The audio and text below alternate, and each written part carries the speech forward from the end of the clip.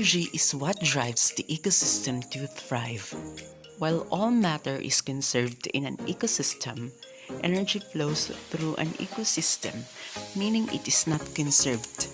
Energy enters all ecosystems as sunlight and is gradually lost as heat back into the environment. However, before energy flows out of the ecosystem as heat, it flows between organisms in a process called energy flow. This energy flow that comes from the sun and then goes from organism to organism is the basis of all interactions and relationships within an ecosystem. Energy flow is the transfer of energy from the sun and up each subsequent level of the food chain in an environment.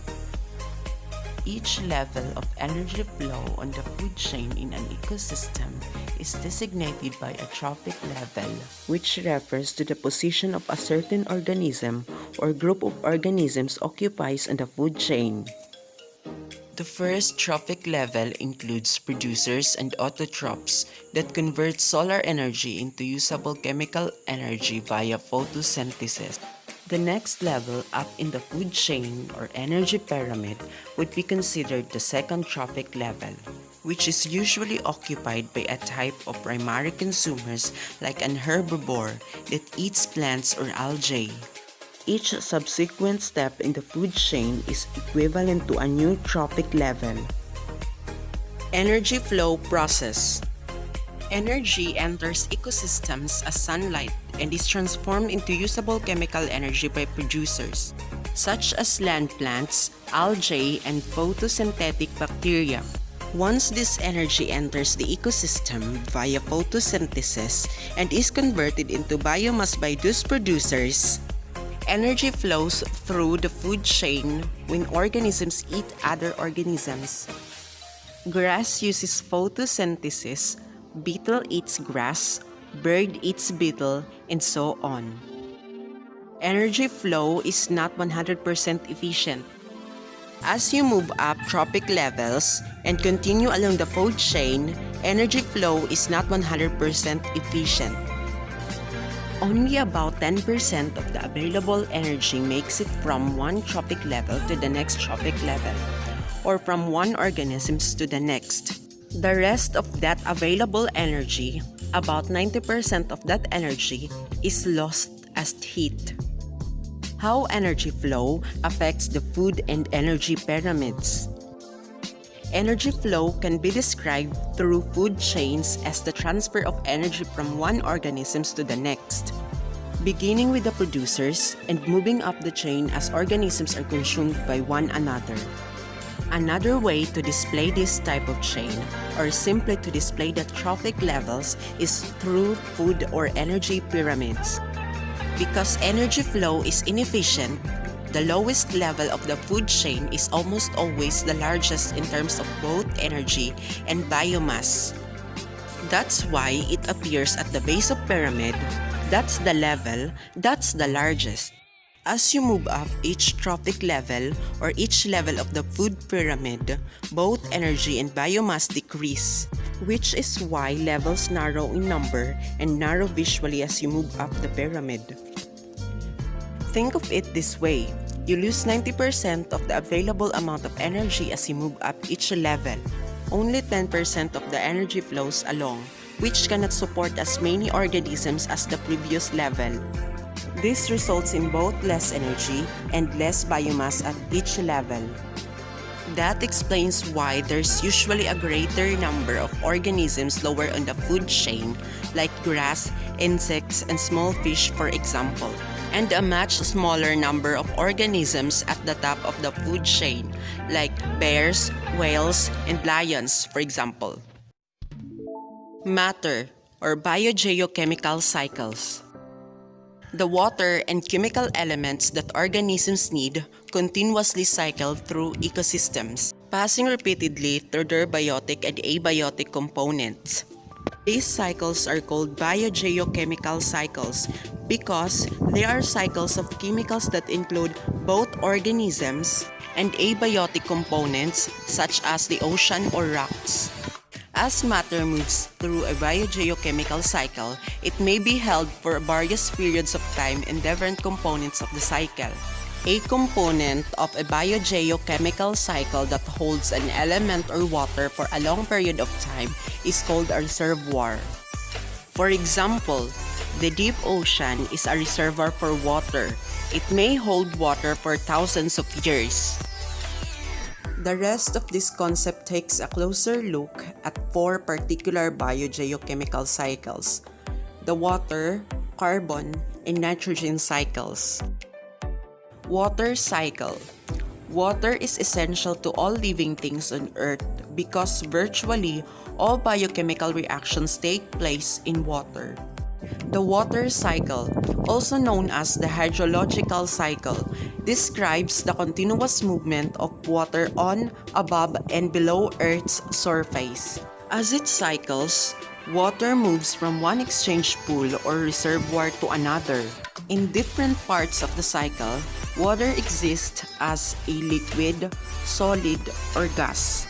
Therefore, the water cycle includes several physical processes by which water changes state.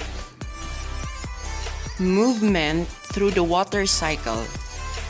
Evaporation occurs when water on Earth's surface changes to water vapor.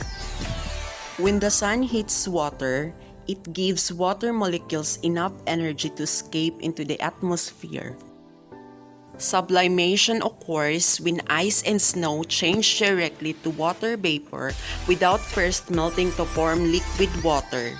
Sublimation occurs because of the heat from the sun. Transpiration occurs when plants release water vapor through leaf pores called stomata. Plants take up more water through the roots than they need for photosynthesis and other processes. Much of the excess water is given off via transpiration. Condensation is the process in which water vapor changes to liquid water, forming water droplets. If enough water droplets are present, they may form a visible cloud. If the droplets become large enough, they fall to Earth because of gravity as precipitation, such as rain, snow, sleet, or hail. Precipitation that falls on land may flow over the surface of the ground. This water is called runoff, and it may eventually flow into a body of water. Some of the precipitation that falls on land may soak into the ground and become groundwater. Carbon cycle. Carbon is the basis of life on Earth. Chains of carbon bonded together form the backbone of many biochemical molecules. Carbon is also an important component of rocks and minerals, and carbon exists in the atmosphere in compounds such as carbon dioxide. The carbon cycle is the biogeochemical cycle in which carbon moves through the biotic and abiotic components of ecosystems. Carbon cycles quickly between organisms in the atmosphere. Cellular respiration by living things releases carbon into the atmosphere as carbon dioxide. Photosynthesis by producers such as plants removes carbon dioxide from the atmosphere and uses it to make organic carbon compounds. Carbon in organic compounds moves through ecosystem communities from producers to consumers, as modeled by food chains and food webs that show feeding relationships. Carbon is also released back into the environment when organisms decompose. Several human actions release huge amounts of additional carbon into the atmosphere. The most significant of these actions is the burning of fossil fuels. Large amounts of carbon in the gas methane are also released into the atmosphere from the decomposition of livestock manure and the waste in landfills. Some natural events can also quickly add carbon to the atmosphere. Wildfires produce carbon dioxide as a product of combustion, and volcanic eruptions release carbon dioxide from molten rock. Large volcanic eruptions can release enormous amounts of carbon dioxide in a short period of time. Carbon generally cycles more slowly through other processes. For example, running water slowly dissolves carbon in rocks, and most of this carbon ends up in the ocean. The top layer of ocean water dissolves some carbon dioxide out of the atmosphere, and carbon also enters ocean water from the decomposition of aquatic organisms. Carbon from these sources may settle to the bottom of the ocean as sediment. Over millions of years, this carbon may form fossil fuels or carbon-containing rocks. Carbon can remain in these reservoirs for millions of years.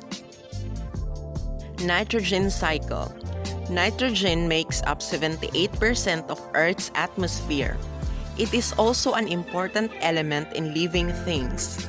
Nitrogen is needed for proteins, nucleic acids, and many other organic molecules, including chlorophyll, without which plants and other photoautotrophs could not carry out photosynthesis.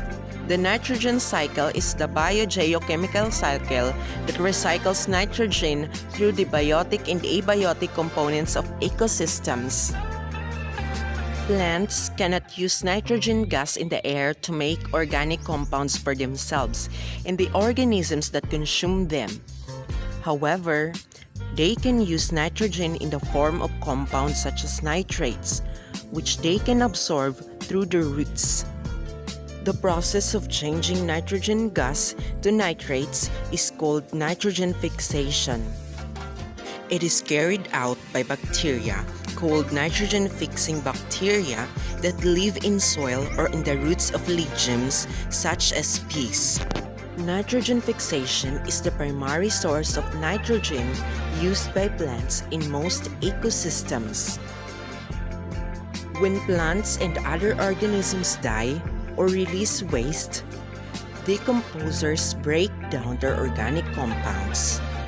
In the process, they release nitrogen in the form of ammonium ions into the soil. The ammonium ions can be absorbed by plant roots. The ions can also be changed to nitrates by soil bacteria called nitrifying bacteria. Not all of the nitrates produced by nitrogen-fixing and nitrifying bacteria are used by plants. Some of the nitrates are changed back to nitrogen gas by soil bacteria called denitrifying bacteria. This nitrogen returns to the atmosphere, thus completing the cycle.